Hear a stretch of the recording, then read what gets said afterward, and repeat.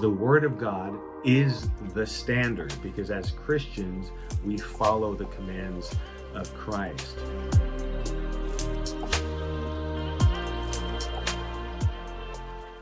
As Americans, do we really even understand what it would be like to be persecuted? I think this is a topic that is of crucial importance to us right now because of where I see things going, and we'll talk about that. When we talk about persecution, what are we exactly talking about today in the modern world for Christians? How are Christians being persecuted? In the last 20 years, persecution has essentially skyrocketed. And there was a study done by Open Doors USA in the year of 2021 that saw a 24% increase in persecution just in that year alone. In 2023, these are the numbers. 360 million Christians are living in places where there is severe persecution.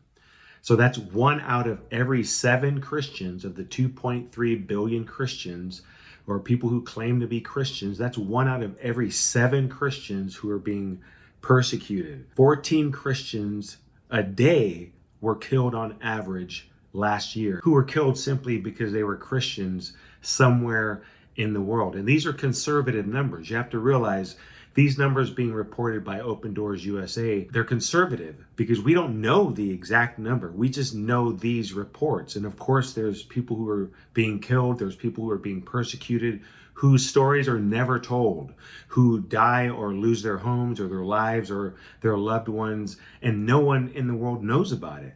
So these are conservative numbers. Over 6,000 Christians were arrested without trial.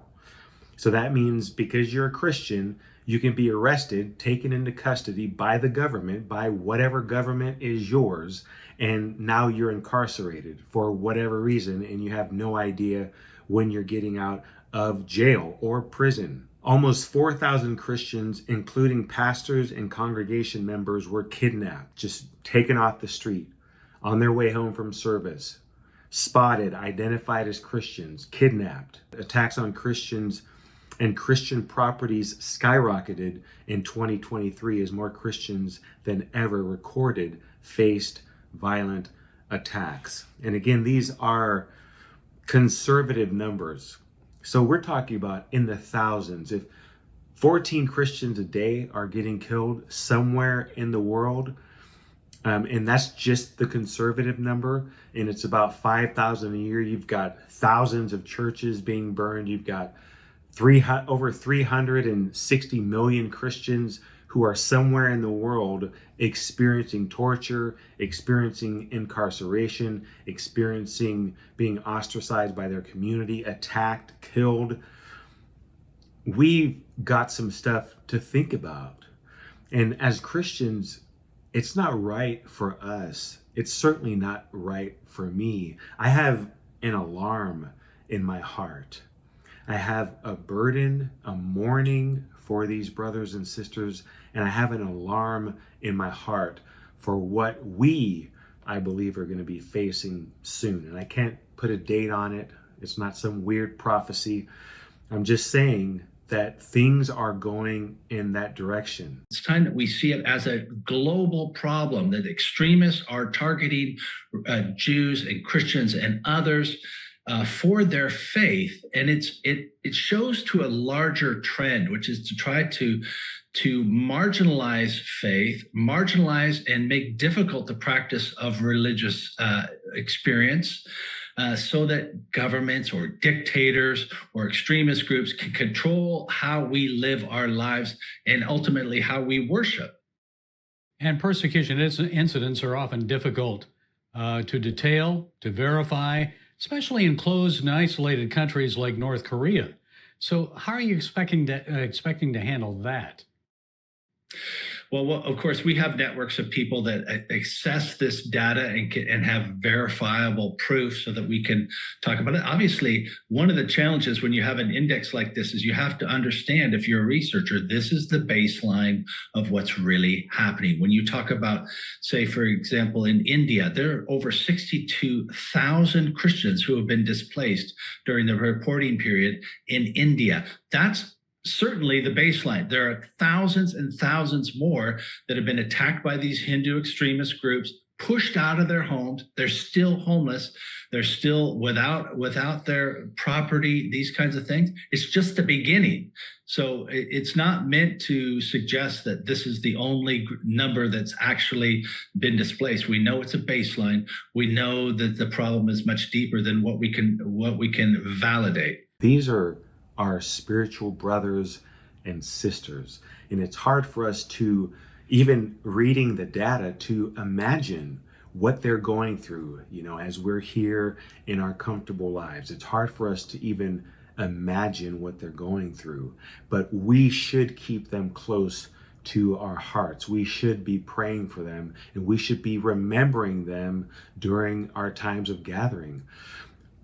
Martyrs and those who are persecuted for the name of Christ, the Bible says that when one part of the body hurts, the entire body hurts. But let's look at the World Watch List that was released by Open Doors USA. And this was last year's reports of persecution all around the world. You can see all of the red, you can see the orange. The red is for extremely high persecution. The orange is for very high persecution. And look at the names here on the list. The top 13 places: North Korea, Somalia, Libya, Eritrea, Yemen, Nigeria, Pakistan, Sudan, Iran, Afghanistan, India, Syria, Saudi Arabia. And then we go into the places that are not quote unquote extreme, but they are very high: Mali, Algeria, Iraq, and so on. Obviously, China's on there, Cuba's on there, Niger is on there, Morocco, even Mexico is on the list, which was very shocking to me, being a very Catholic Christian kind of country. But you could see it's right at our door below us in Mexico. To explain what we talk about when we look at extreme versus very high, this is how Open Doors USA explains it. The red areas of extreme persecution, like South Korea, Somalia, Nigeria, etc. Extreme meaning there are bombings of churches. There are bombings of homes and Christian villages and neighborhoods. It means there's multiple arsons continually where people are burning churches and homes and villages and neighborhoods that are predominantly Christian or that have some Christian people in them. There's shootings, ongoing shootings where Christians, congregation members, and pastors are being murdered either in their church service or on the way or identified somewhere else. Maybe they're at the store, or maybe they're here or there, or walking here or there, and the people who were hunting Christians recognize them as someone who was at a Sunday service or gathering at some point or witnessing, and they're shot to death right there in the street. Think about that. What if that was you? What if you had to have those kinds of considerations when you are going to church, when you're leaving church with your wife and your children, or you're leaving church as a pastor or someone who works in ministry, or you're just known in the community as a Christian because you've been evangelizing, and you have to have the consideration in your mind that when you step out of your door, and you don't even have to step out of your door because they may just rush in your door, but you have this constant consideration and acceptance that you could be shot to death any moment because you're a Christian. This is the reality that these people are living in. I'm just outside of Abuja in the capital of Nigeria, and this is a refugee camp with about 1,500 people in it that have been internally displaced from their villages further north and to the west. There are about 2.5 million internally displaced people within Nigeria, and that makes this one of the largest humanitarian crises in the world right now. And the thing that all of these people have in common is that they're Christians. 29-year-old Aisha grew up in northern Nigeria with her family, scratching out a meager living along with the rest of those in her small village. She's a Christian from one of the largest ethnic groups in West Africa. Life was hard for this young mother of two boys and was about to get a whole lot harder. In November 2013, Boko Haram invaded our village. They killed my father-in-law and abducted some of the children who lived with us. We were so scared, so we fled into the mountains. As a movement, Boko Haram's been around for a very long time, starting back in 2002, long before ISIS even became a thing. And as time went on, they got more and more extreme to the point where in 2011, they detonated a car bomb at this building behind me. That's the UN embassy here in Abuja. They've continued to kill people across the country of Nigeria, thousands in fact, to the point where in 2015, they were dubbed the most dangerous terror group on the planet. Much of that terror directed at Christians. Enoch Yohana was one of Aisha's neighbors. They started with burning of the churches, killing the pastors, and killing the members, closing them down. On 29 September 2014 was the day that they attacked my village. Around 10, I have a call that they have killed my dad. They asked him to deny Christ, in which he refused. They have cut his right hands. Then he refused. They have cut to the elbow again, in which he refused before they shot him thrice at the head, forehead, the neck, and chest. And not just shootings, it gets worse. There's raping of Christian women that are happening. Women are targeted or identified as Christian women, and because of that, they're getting raped. It's heinous. And this is happening in our quote unquote modern civilized world, right? Women are getting raped because they identify as Christian. There are kidnappings, again, where pastors or people who belong to the congregation or some ministry or they're evangelizing, they're kidnapped, either to not be seen again or found dead or found beaten nearly close to the end of their life. And we can add to this that this is not just, grassroots.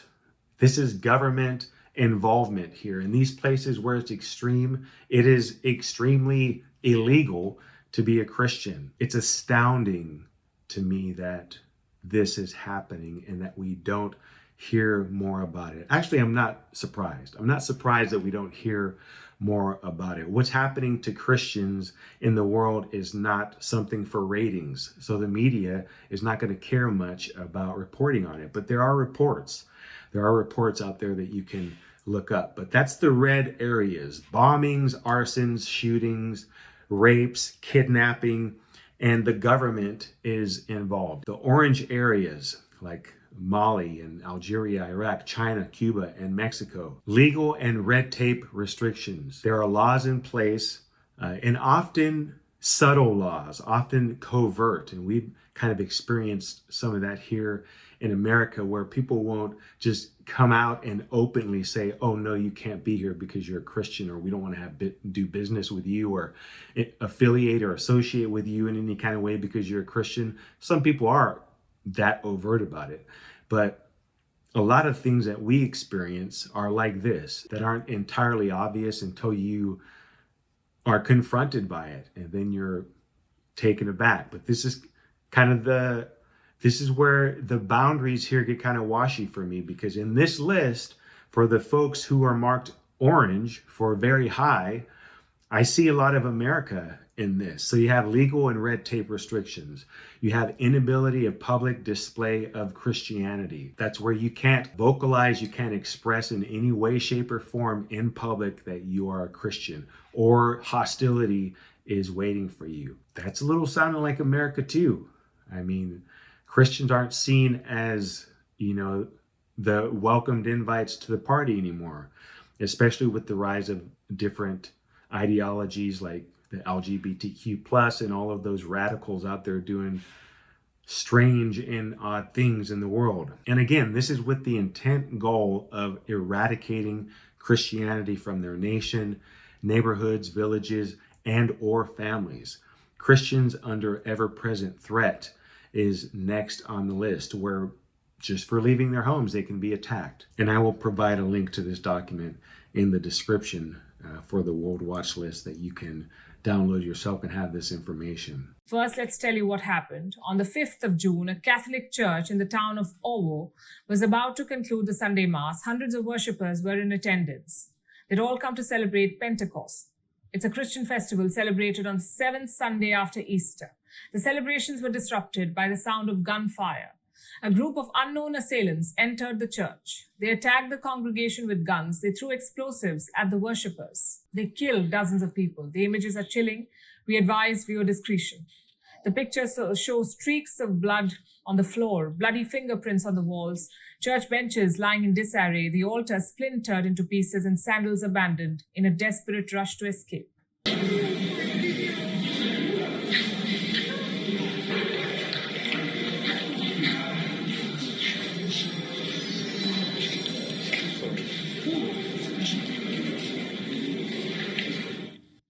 The attack lasted for at least 20 minutes. It left more than 50 people dead, dozens others injured. And these are the official figures. Survivors of the massacre say the death toll could be as high as 80.